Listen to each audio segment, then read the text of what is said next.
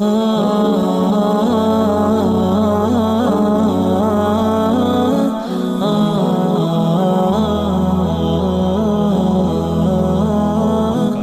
لبوں پر آئے میٹھا میٹھا منہ ہو جائے، ان کا نام لبوں پر آئے میٹھا میٹھا منہ ہو جائے، ان کے بول بہاروں جیسے اور اصحاب ستاروں جیسے، ان سا پیارا اور نہ کوئی، ان سے بچھڑ کے لکڑی روئی، جب وہ سیر کو جایا کرتے سر پہ بادل سایا کرتے۔ تو ان کا ذکر، ان کی باتیں اہل ایمان کو تسکین دیتی ہے، محب کو تذکرہ محبوب تسکین دیتا ہے۔ رومی علیہ رحمہ کا انداز تو سادہ ہے لیکن دل نشیں بڑا ہے، وہ تمثیل سے بات سمجھانے کا فن جانتے ہیں۔ اس بہت بڑی حقیقت کو وہ ایک تمثیل سے سمجھاتے ہیں۔ کسی نے مجنوں کو دیکھا کہ ریت پر لیلا لیلا لکھ رہا ہے، تو کسی نے روک کے پوچھا یہ کیا کر رہے ہو؟ گفت مشق نام لیلا می کنم، خاطر خود را تسلی می دہم۔ کہنے لگا اپنی محبوبہ کا نام لکھ لکھ کے دکھی دل کو تسکین دے رہا ہوں۔ تو رومی کہتے ہیں اگر مجنوں کو لیلا کا نام تسکین دیتا ہے تو کیا امتی کو حضور کا نام تسکین نہیں دے؟ اور میں تو کہا کرتا ہوں میں خانہ سہارا دیتا ہے، نہ جام سہارا دیتا ہے، ہم کو تو مدینے والے کا ایک نام سہارا دیتا ہے۔ ٹھنڈ پڑ جاتی ہے سینے میں جب کسی کے لبوں پہ ان کا نام آئے۔ اتنا دل آویز نام ہے، اتنا میٹھا نام ہے کہ روح تک ٹھنڈک اور برودت اترتی ہے جب لبوں پہ اس نام کا پھریرے اور اس نام کے تذکرے آتے ہیں۔ سو آج میں اور آپ حضور کا ذکر کرنے کے لیے یہاں جمع ہیں۔ ان کی محبت ایمان کی جان ہے اور قرار روح ہے۔ یہ بات تو طے ہے کہ محبت کے بغیر زندگی گزر ہی نہیں سکتی۔ یہ پھر کسی شخص کا اختیار ہے کہ وہ کس سے محبت کرتا ہے۔ غالب نے کہا تھا غم اگرچہ جاں گسل ہے، پہ کیا بچے کہ دل ہے، غم عشق اگر نہ ہوتا غم روزگار ہوتا۔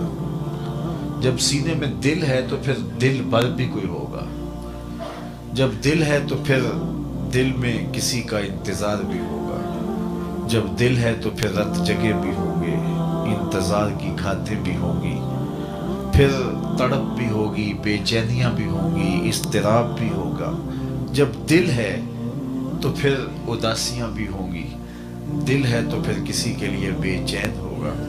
یہ ہو نہیں سکتا کہ دل ہو اور دل میں درد نہ ہو، چونکہ یہ درد حاصل ہے دل کا۔ ہر شے کی کوئی آبادی ہے۔ یہ کھچا کھچ لوگ آئے تو حال بھر گیا تو یہ اچھا لگ رہا ہے، لیکن اگر خالی ہوتا تو یہ عجیب سا لگتا۔ ہر شے کی پھولوں گلشن کی آبادی پھولوں سے ہے۔ روش روش پہ پھول کھلے ہوں تو گلشن اچھا لگتا ہے۔ تو ہر شے کی آبادی کسی نہ کسی شے سے ہے، لیکن دل کی آبادی لٹ جانا ہے۔ قید میں پہنچا تو حاصل مجھ کو آزادی ہوئی۔ اقبال بولے قید میں پہنچا تو حاصل مجھ کو آزادی ہوئی، دل کے لٹ جانے، قید میں پہنچا تو حاصل مجھ کو آزادی ہوئی، دل کے لٹ جانے سے اس گھر کی آبادی ہوئی۔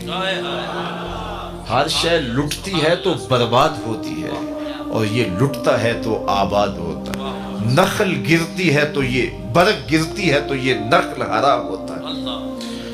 تو برگ گرنے سے تو نخل جل جاتے ہیں، لیکن یہ نخل ایسا ہے کہ برگ گرتی ہے تو یہ ہرا ہوتا ہے۔ بے چینیاں ہی اس کا حسن ہے، اضطراب ہی اس کا جمال ہے، تڑپنا ہی اس کی زندگی ہے۔ وہ مزہ دیا تڑپ نے میری آرزو ہے یا رب، وہ مزہ دیا تڑپ نے میری آرزو ہے یا رب، میرے دونوں پہلوؤں میں دل بے قرار ہوتا۔ یہ تو ایک پہلو میں دل ہے اور تڑپنے کا لطف ہے، اگر دونوں پہلوؤں میں دل ہوتا تو پھر کیا ہوتا؟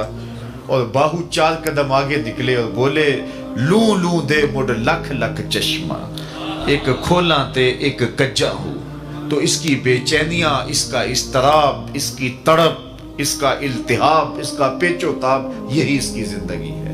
ہر شے ٹوٹتی ہے تو بے توقیر ہو جاتی ہے۔ کتنا قیمتی فانوس ہے لیکن گر گیا، ریزہ ریزہ ہو گیا تو کوڈی مول نہیں رہا۔ ہر شے ٹوٹے تو بے توقیر ہوتی ہے، یہ جتنا ٹوٹتا ہے اتنی قیمت بڑھتی ہے۔ تو بچا بچا کے نہ رکھ اسے، تیرا آئینہ ہے وہ آئینہ۔ تو بچا بچا کے نہ رکھ اسے، تیرا آئینہ ہے وہ آئینہ، کہ شکستہ ہو تو عزیز تر ہے نگاہ آئینہ ساز میں۔ تو یہ جتنا ٹوٹے گا اتنی اس کی قدر و قیمت بڑھے گی۔ تو جب دل ہے تو پھر دل میں کوئی بسے گا، دل میں کسی کا انتظار ہوگا، دل پھر کسی کے لیے التہاب میں ہوگا، پیچ و تاب میں ہوگا، اضطراب میں ہوگا، پھر رت جگہ بھی ہوں گے، سسکیاں بھی ہوں گی، آہیں بھی ہوں گی، انتظار کی گھاتیں بھی ہوں گی۔ تو پھر ایک عجیب جہان آباد ہو جائے گا۔ تو جب چھٹکارا نہیں ہے کہ دل میں کسی کو بسانا ہی ہے تو پھر اس کو دل میں بساؤ، جس سے دل لگاؤ تو پھر وہ دل کا قدردان بھی ہو۔ میں سویر سے لے کر شام تک سفر پہ ہی رہتا ہوں۔